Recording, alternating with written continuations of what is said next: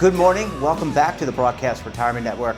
I'm Jeff Snyder. This is BRN Weekly for Saturday, May 1st, 2021. And here's our top story. Do public sector workers without Social Security get comparable benefits? Well, joining me now to discuss this and a lot more is Laura Quinby. She's a senior research economist at the Center for Retirement Research at Boston College. Laura, so great to see you. Thanks so much for joining us on the program this morning.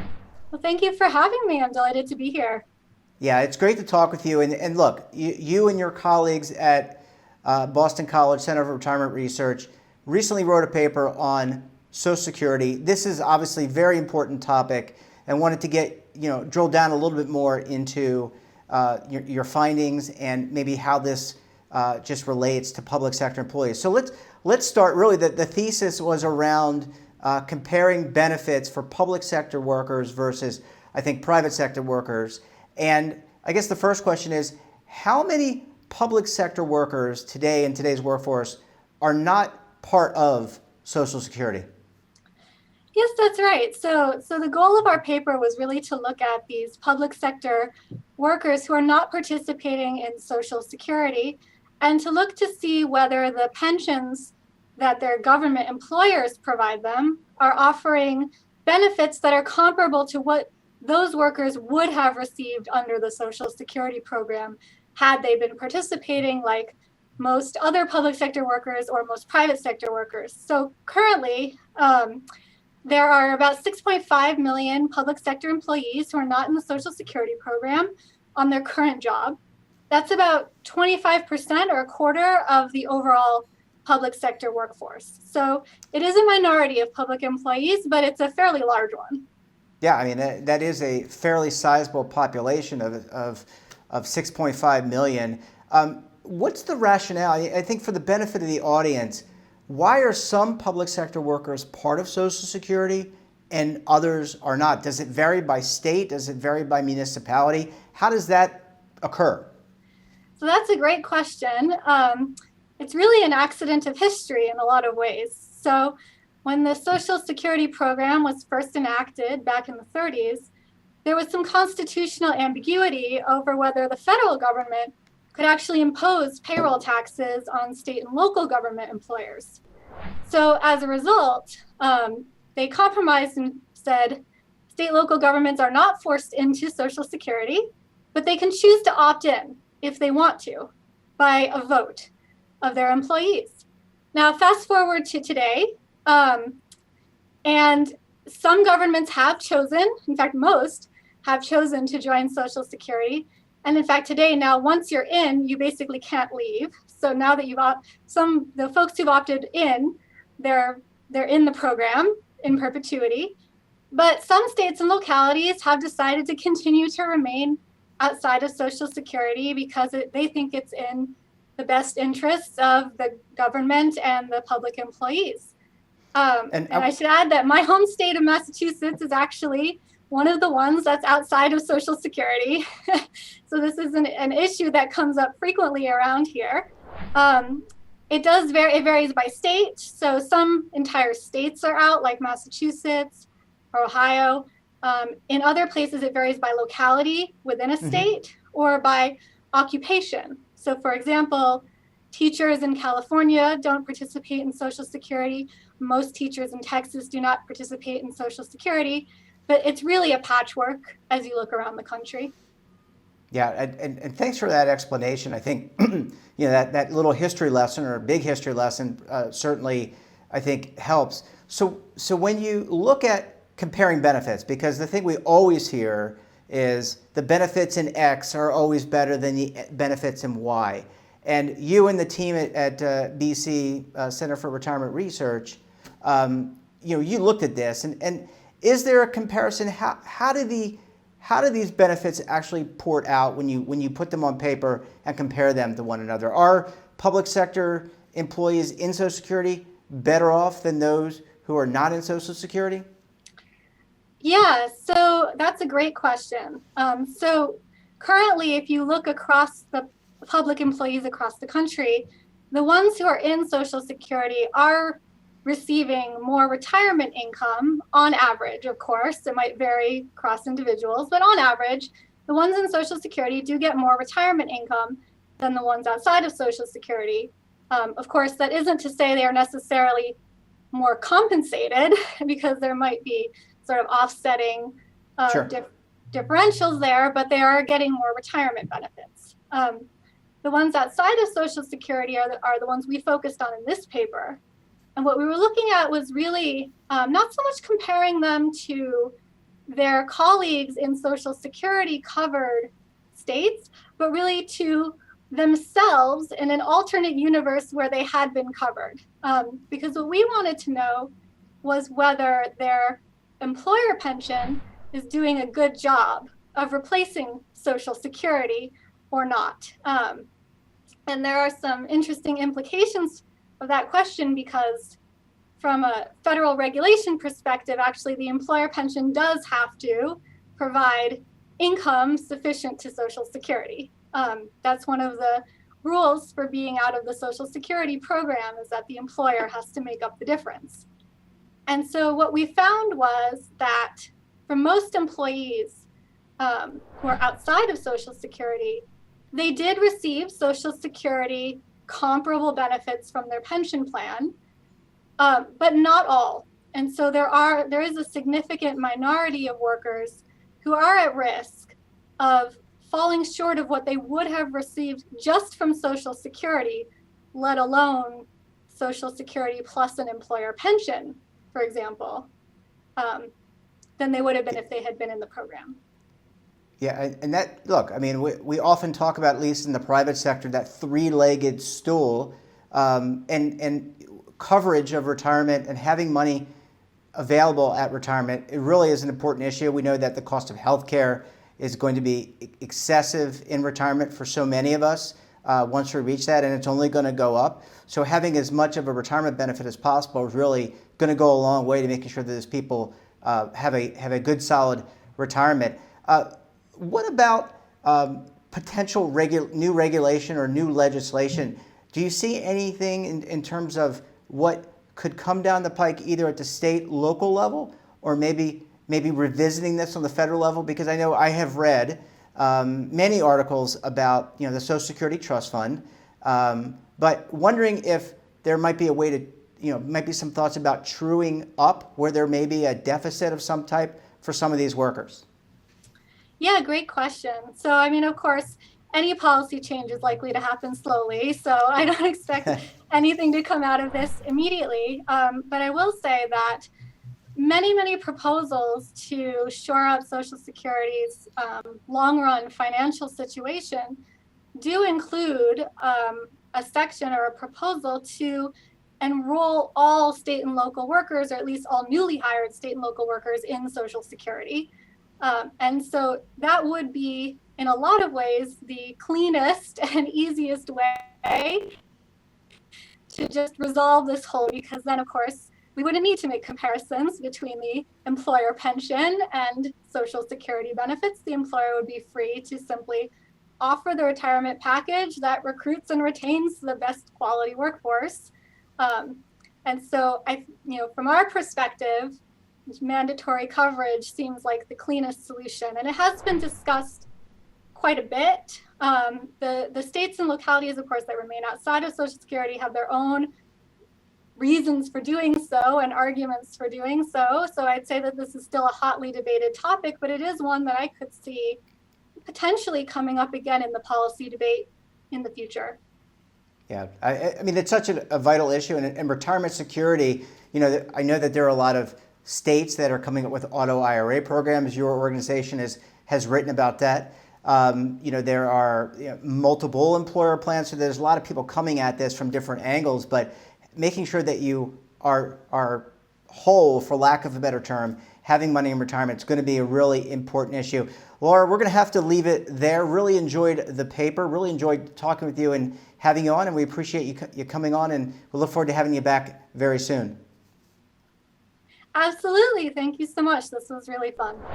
Thanks, Laura. Great to see you. Thanks for sharing your perspective. And when we come back, we'll take a look at some of our best segments for the week. You're going to want to stay tuned right here on BRN Weekly.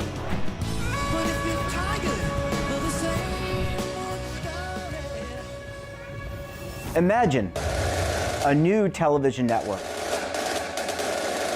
that will make you richer, healthier, and in control of your financial future.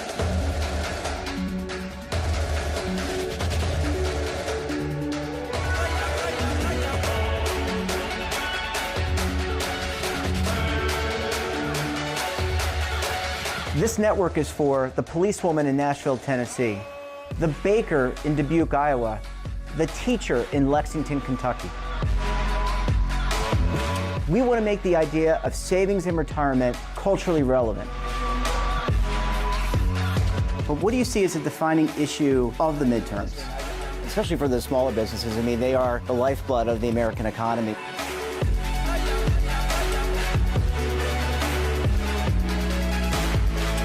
Featuring exclusive interviews, current affairs, and docuseries.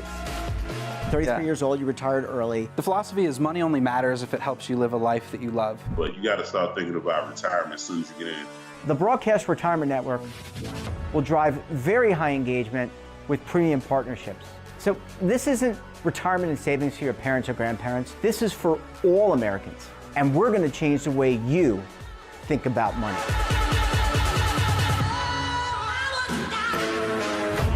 Welcome to the next frontier of retirement and savings. This is BRN, the Broadcast Retirement Network.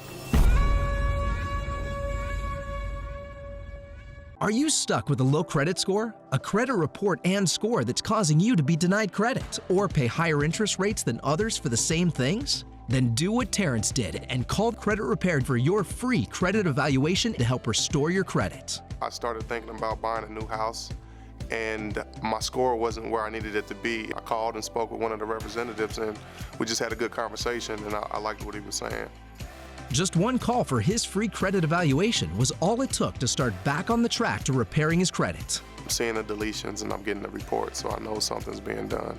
It does make a difference to me. All it takes is one call to get started. Credit Repair has given me a second chance to have a better credit score. Don't let a low credit score hold you back another day. Do what Terrence did and make the call for your free credit evaluation. Call 800-819-4152. That's 800-819-4152. Again, 800-819-4152. Welcome back. On Monday, I sat down with Hofstra University's Karine Kriakou to discuss mental health in our communities. Let's take a look. I think that maybe that's a silver lining of the pandemic, that we have a renewed understanding, an expanded appreciation for how critical, mental health and our mental hygiene is. We can't just be focused on our physical health and our physical hygiene, which was so critical in the pandemic, right? But what about our mental hygiene? What can we do preventatively to address the fact that, we are under such incredible stress through this pandemic and also through other challenges that we're facing even pre-pandemic. So I think that maybe there is a little bit of a renewed focus. I know here at Hofstra, there is this semester we had for the first time a series on mental health resiliency, just looking at how students can, think about what activities and actions they can take themselves to protect and to strengthen, their own mental health. So that, I think that was a real positive. And there's a growing body of evidence of data that really shows how social isolation and loneliness can have not only mental health impact, but huge physiological impact as well. And so, we need to think about how to help people across the age spectrum stay connected. I'm particularly concerned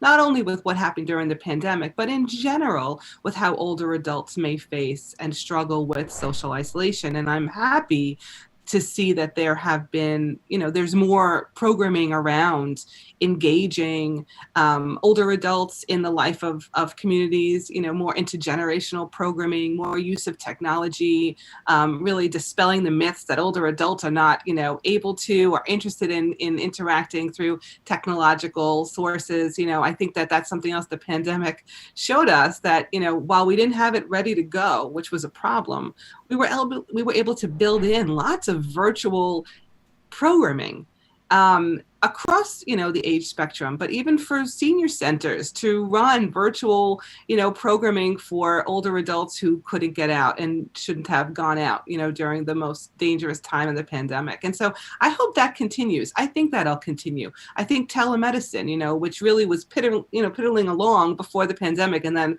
exploded during the pandemic, I think we're going to see a lot more of that too. And I think it'll be integrated with some of the traditional ways we interact with healthcare or with entertainment or with interaction. But I think you'll see more and more of the use of technology to help us stay connected. Well, one of them is what I referenced before in terms of telemedicine, really in terms of, lots of research happening, here at Hofstra and at Northwell with our colleagues around the effectiveness of managing chronic illnesses through a combination of traditional sources and through telehealth. So I think that offers tremendous opportunity to keep patients connected in a way that is more amenable to their functional capacity and to ensure that we capture things earlier. So I think telemedicine and telehealth, lots of research happening there. I think we're also learning about the effectiveness and usefulness of mental health. And so there's lots of research happening around that, because we know we have a shortage of mental health providers. We certainly have not only an increased need and demand, but an increased recognition of the need for mental health services. And so one of the ways we can kind of match the supply and the demand is through technology, and using that to kind of bring mental health services to places where, perhaps there are not a lot of providers available, and also to make it a little bit easier for folks to engage in that kind of counseling and therapy. So I think telemental health is another big area that we're going to see continue to develop. There's also, lots of interesting things happening around how do you create opportunities for meaningful social engagements, right? There's a project I'm working on with Age Friendly Glen Cove right now to build a time bank. I think a time bank is a really cool, innovative solution. There are time banks all over Europe and many throughout the United States. Essentially, they're barter systems that enable people across generations to swap skill and help each other out, to enable them to live and thrive in a community. So it's a non-monetary kind of membership-based program, and it really is value to both the provider and the recipient, because the provider gets to contribute to society, and the recipient is also someone else's provider, because everyone has something to offer. So it's this, swap, and it's one-time dollar for every 1 hour of service, regardless of your helping change a light bulb or helping somebody with, language or taxes. So I think those kinds of new, innovative kinds of solutions will help us, find ways to stay more connected. And I also spoke with Long & Foster Real Estate's Guy Sabatino about what real estate buyers and sellers should expect in 2021. Let's take a look. Okay, with the situation with the sellers and buyers, clearly there's a different topic going on here, because it's such an extreme seller's market that we're in right now. We are prepping our buyers, getting them to figure out what their strengths are before they go out and start the house hunting process. We want to make sure they understand what their total cash outlay is going to be for the house, not just a down payment, what have you. They need to understand that this isn't for the weak at heart with the bot making the purchase. This is going to be a dog-eat-dog situation when you're going out to compete with these properties. So if this is not your climate to buy a house, we warn them of that, because they're going to go out there and they're going to do things that we've never seen in order to compete and win, especially in certain markets. I mean, it's a seller's market almost everywhere in our region, but it's definitely certain houses, like I said, when they hit the market, People are doing sight unseens as soon as they see it coming soon. So it's not active, it's not available to be seen. They get word of the property. They are already writing offers, escalation clauses, going well beyond the price, turning around and removing the appraisal contingency, removing the home inspections, saying they can have free rent backs, giving earnest money deposits, which are the money ahead of time to say, I'm very serious about buying this house,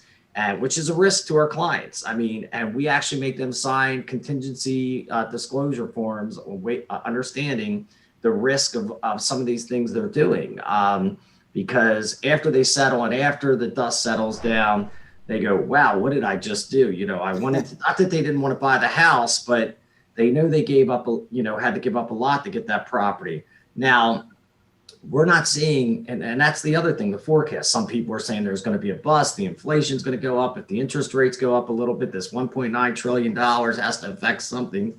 But others are saying, no, we didn't sell as many houses as we were anticipating in 2020.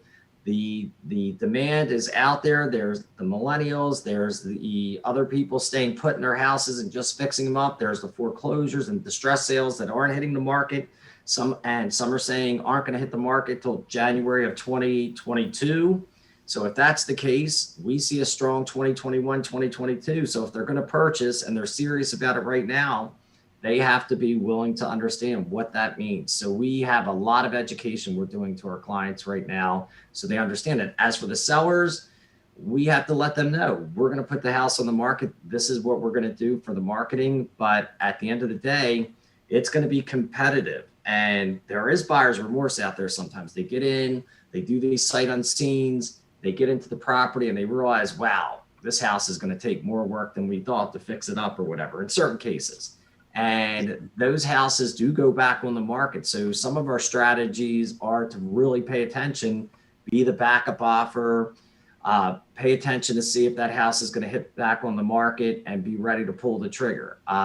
It's just very interesting. Like I said, I've been through this market. I've been managing offices since 2000, been in it since the mid 90s, but even the seller's market of the past is not like the seller's market right now. And we know we have the pandemic variable is definitely one of the features that slowed up some sales and would have naturally occurred. I mean, the training and the prepping I did, educating agents and saying, look, we need to have these HGTV looking houses. That was 6 months before the pandemic. And I was telling it a client of ours, I had to meet for one of my agents, and we sat down and we went over everything. And I said, look, this is what you got to do. This is what you got to do to match your flooring. This is what you have to do to your bathrooms, whatever. And now, if you have a client who has a house that's been dinged up because it's a big family and they're just not fixing the house up or whatever, and their pets are destroying it or whatever, they're still going to buy it. It's insane, the difference. Now, does it get the optimal price? No. So we weigh it out, and you weigh out, all right, if I put $30,000 into it, is it really going to get me $45,000? Before in a down market, we were just fixing up houses sometimes to make sure it would get under contract quicker than the others. Maybe not that they were going to get dollar per dollar on the fix up of the issue that we're talking about, the repair issue. But in this market, you're absolutely right, Jeff. If we have someone that doesn't have the means, although we have products out there now that'll allow us to get repairs done, and because the equity does exist, they can actually sell their house and then pay those vendors after the repair is done. But for the most part, if they want to put it on as is, there's plenty of, you've got not only the regular traditional buyers, you've got more flippers out there, more investors out there, more people willing and having the equity to take that house. And the thing that's amazing now is when these buyers are getting beat out, they go to their family members, and now family members are much more willing to help out the millennials that are buying now than we saw back in, say, once again, the last big sellers market. And that wraps up this episode of BRN Weekly. Have a topic of interest, someone you think we should talk to, then drop us a line. And don't forget, for all the information in retirement markets, technology, personal finance, so much more all in one place, check out today's edition of our daily newsletter, The Morning Pulse, and of course, our website. We're back again tomorrow with BRN Sunday. I'll be joined by members of the media, academia, and financial services as we analyze all the news and information this week. So until then, I'm Jeff Snyder. Stay safe, keep on saving, and don't forget, roll with the changes.